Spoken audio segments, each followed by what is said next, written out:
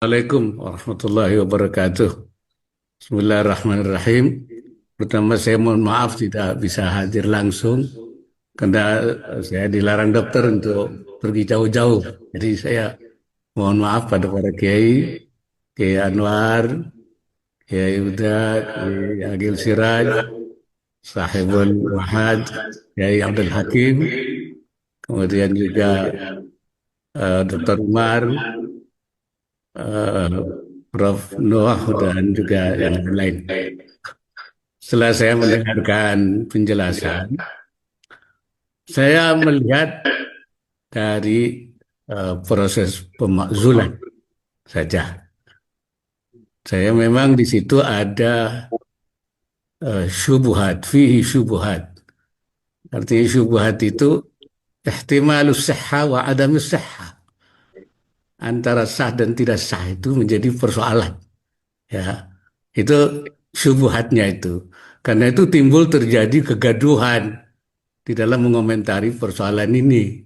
Ya, ya karena memang menurut saya memang ada persoalan di proses di penetapan pemakzulan itu baik dilihat dari aspek organisatoris maupun juga dari aspek etis. Etis.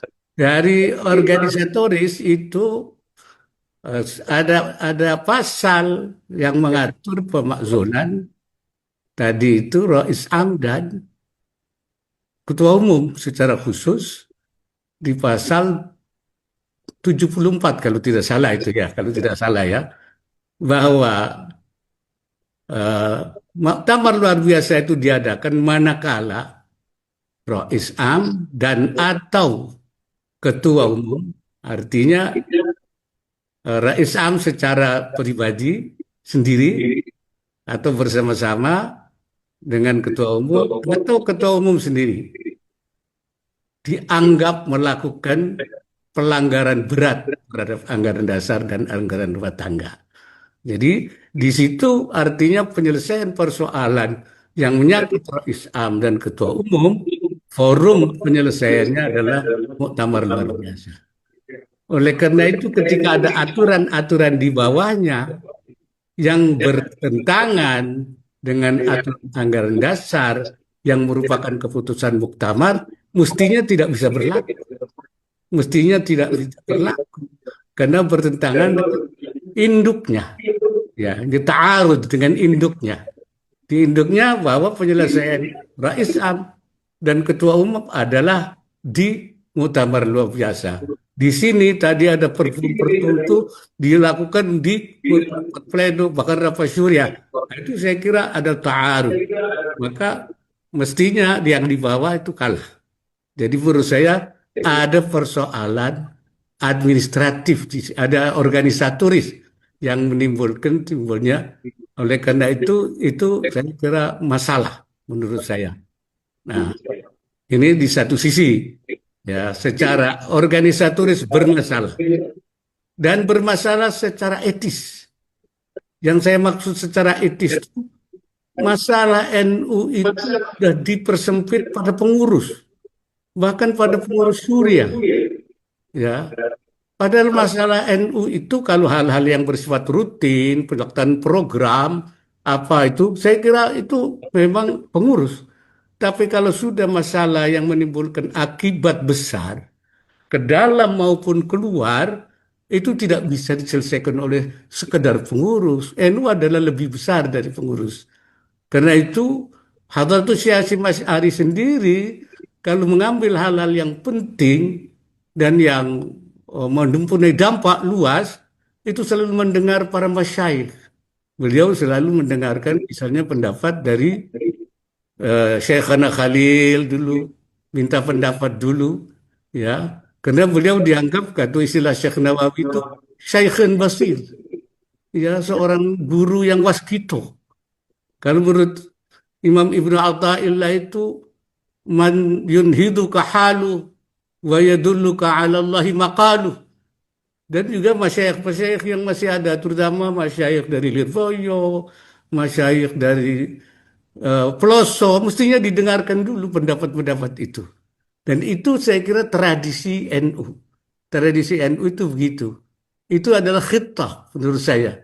Khitah itu menurut saya adalah ma'alaihil muassisun min aqwalihim wa af'alihim wa harakatihim wa afkarihim wa takriratihim, yaitu ya itu saya kira itu khitah NU itu.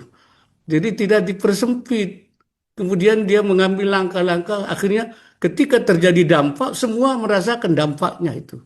Nah ini saya mikir itu secara etis menurut saya bermasalah.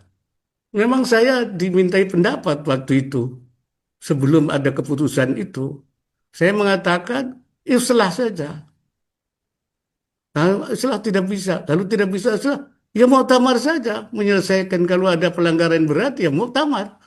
Luar biasa kalau ada yang dianggap sesuai dengan anggaran dasar. Tapi pendapat saya itu tidak didengar karena mungkin saya bukan Syekhin Basir atau mungkin pendapat saya itu mimma la tahwa anfusuk, ya. Jadi mereka memang tidak sesuai dengan apa yang mereka inginkan. Jadi ya, seperti itu. Oleh karena itu ya sekarang terjadi apa yang terjadi itu. Yang kita sayangkan, yang kita prihatinkan semuanya itu. Karena itu sesuai dengan keputusan di pelosok, sebaiknya kita kembali kepada islah saja. Kalau tidak islah, ya sesudah itu baru muktamar. Nah, muktamar ini bisa kalau muktamar ba'dal islah, nanti muktamar biasa itu. Artinya nggak ada masalah karena sudah islah. Tapi kalau tidak ada islah, yang muktamarnya luar biasa. Nanti kita selesaikan di situ. Kalau ketua umum melakukan pelanggaran berat, ya kita selesaikan. Ya, nanti memang pelanggaran berat, forumnya di muktamar luar biasa. Tapi kalau Rais Am dianggap juga melakukan pelanggaran berat, ya juga terhadap anggaran dasar. Ya, siapa yang melakukan pelanggaran berat sesuai dengan fungsi muktamar luar biasa, ya kita akan selesaikan di situ. Dan setelah itu tidak lagi masalah. Ya, artinya wa ba'da dzalik wassalam, selesai semuanya. Jangan sampai ini berlarut-larut. Kalau berlarut-larut, ini saya khawatir akan panjang masalah yang tidak selesai. Jadi itu pendapat saya. Saya kira itu saja. Assalamualaikum warahmatullahi wabarakatuh.